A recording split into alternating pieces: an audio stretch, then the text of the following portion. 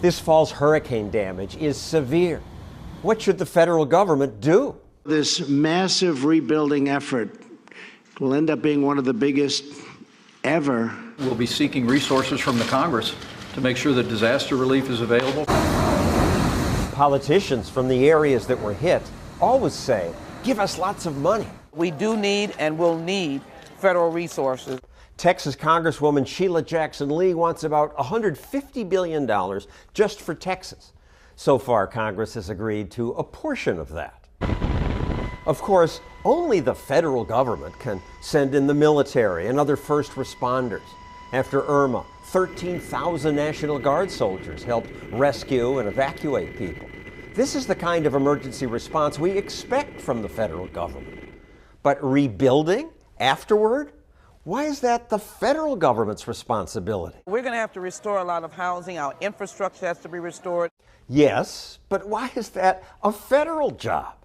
Washington has no money of its own. Anything it spends is taken from states and local governments, from people who would probably have been smarter about spending it locally. The idea that it's always the federal government's responsibility is new. Until recently, businesses and charities handled most disaster response. In 1906, the massive San Francisco earthquake and fire that followed destroyed 80% of San Francisco. Despite this vast amount of destruction, the city was rebuilt quickly. The population recovered to pre-quake levels within just 3 years. This happened because rebuilding was done by residents, charities, and businesses, not by a bureaucratic government.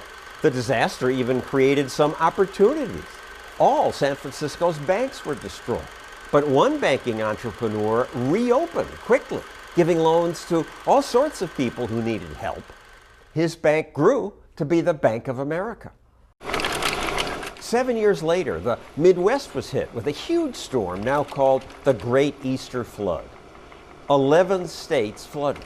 Rising water and tornadoes killed 600 people.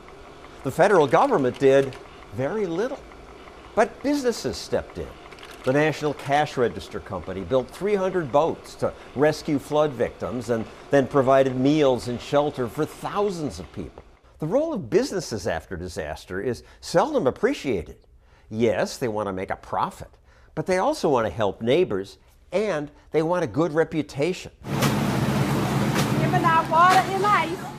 After recent hurricanes, big box stores like Home Depot and Walmart were quick to bring in fresh water, batteries, and food. In Puerto Rico, Coca-Cola donated $1 million, PepsiCo $2 million. Elon Musk offers to rebuild Puerto Rico's electricity grid. Researchers found that after Hurricane Katrina, businesses and charities provided much more help than FEMA did. A few years ago, Oklahoma took a big hit. For 3 days, tornadoes tore through the state. FEMA spent lots of money to help rebuild, but even NBC's anchors noticed the private charities did a better job. If you're waiting for the government, you're going to be in for an awful long wait.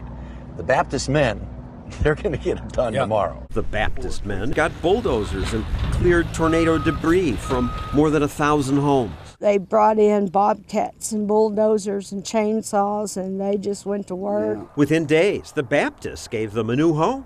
It was a mess out here, and they cleaned it up, and they've done that for our whole neighborhood. All of a sudden, we hear hammering, and Maddie looks back, and she grabs my shoulder and look up, and they're already on our roof. You have people driving through, handing you meals. People I didn't know would just walk up and give us money. It's just overwhelming to me that we were that taken care of. For 200 years, when disasters hit, neighbors took care of neighbors.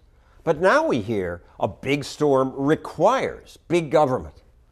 I say the head of the Baptist Charity has it right.